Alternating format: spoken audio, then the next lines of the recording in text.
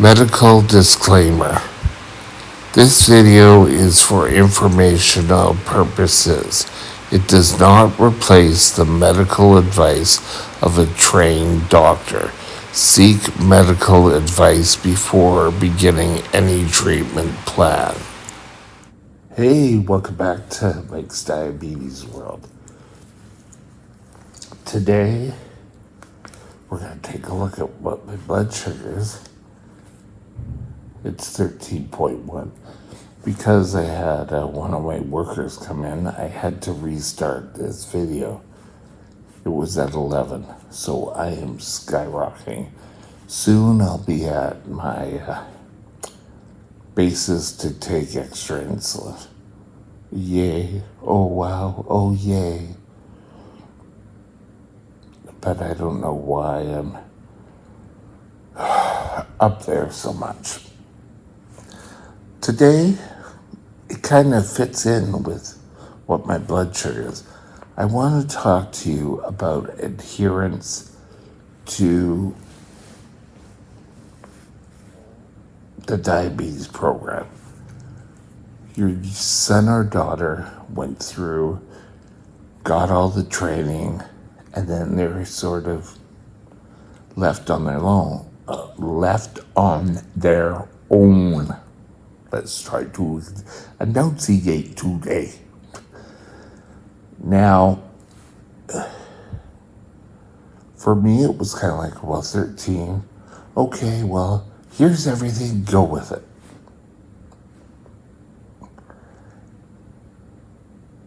And it was kind of left to my own design. And a lot of times,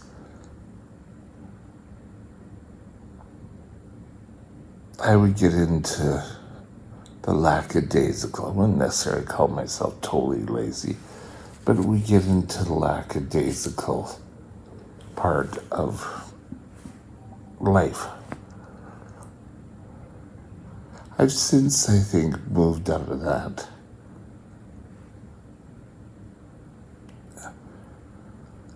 We need to get them going in a positive light. And you need to sort of like guide them during this. Guide, not yell, not scream, not point out all the negatives. Really, I feel growing up with it, it was always kind of negatives. I got sick with the flu. Well, you know that what that's gonna, how dare you get sick with the flu? It was kind of like that. Everything was tied back, and oh God, it's gonna affect the air control and everything along those lines. You know, I really have to wonder, just do it. Just try to get my chords all aligned. There we go.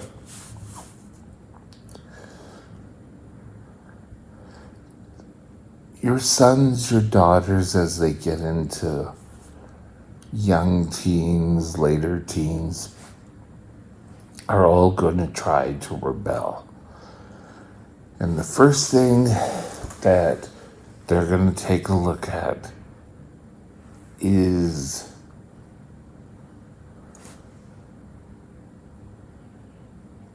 the control that the parents have over the diabetes. So yes, you should be giving them control and work with them to learn. Yes, they're going to falter. And yes, if you did it all the time, you're going to falter. There is so much going on. But I feel more, if you celebrate the positives with it, you're going to have them follow the program closer. Take their concerns to heart. don't sort of like, oh yeah, okay, well we'll talk to the doctor sometime about it and never bring it up. Because that's telling the son or the daughter that, their concerns are not worthy. And part of working towards excellence in diabetes care is inclusive into a person's life, that you don't want to isolate. There's enough isolation with type 1 diabetes control. First of all, they're going to be different. Yes, they have to take medication. Yes, they have to watch what they're eating. So why put more stipulations on things? It just kind of really gets under my crawl, to the point that even I've done videos on this before, but where I've said to someone, or someone said, oh, we can't do that because you're a diabetic. And right then, flashbacks, and it kind of puts up a wall.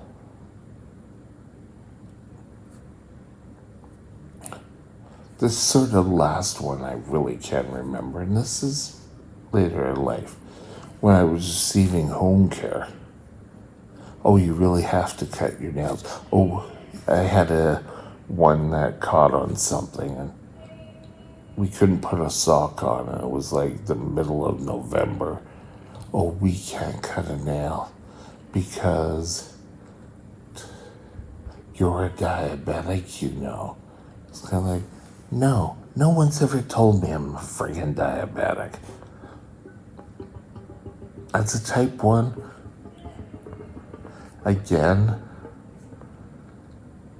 I think that's a lot more type 2 issues.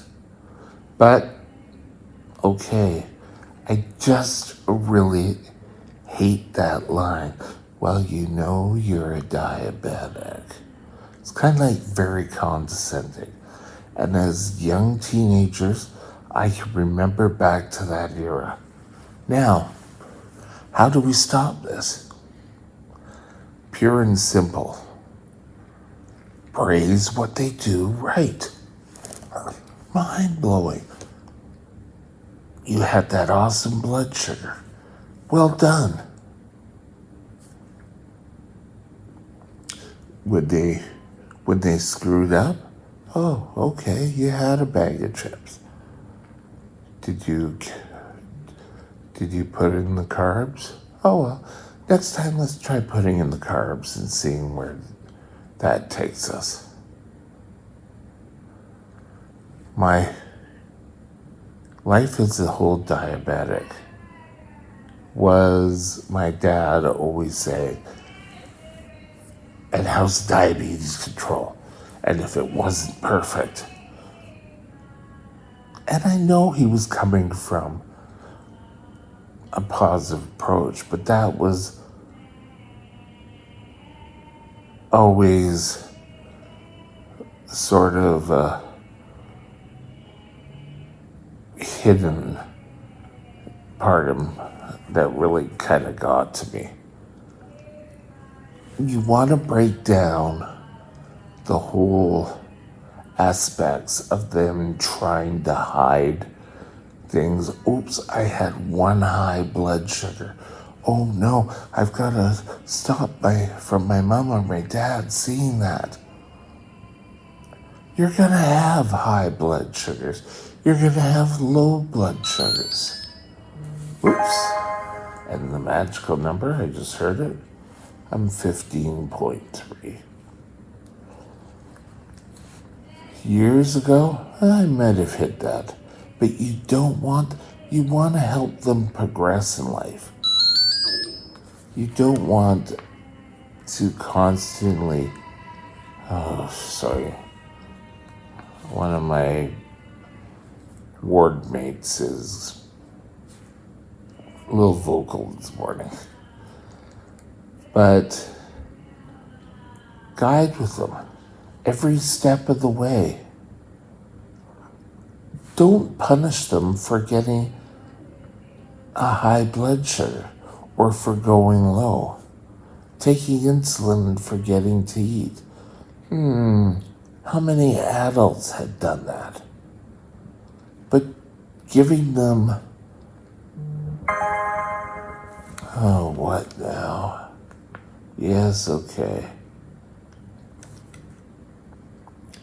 You don't want to have the field of not trusting them, because I can tell you it's going to hurt them, and it's going to hurt for them having control. So trust. Teaching moments. You didn't say, okay, this is how you walk. You showed them once how to walk. And then from there, oh yes, and then you punish them every time they fell?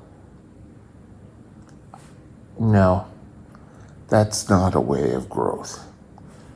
Trust, learning experience, and praise. It'll go a long way. Talk to you later. Bye.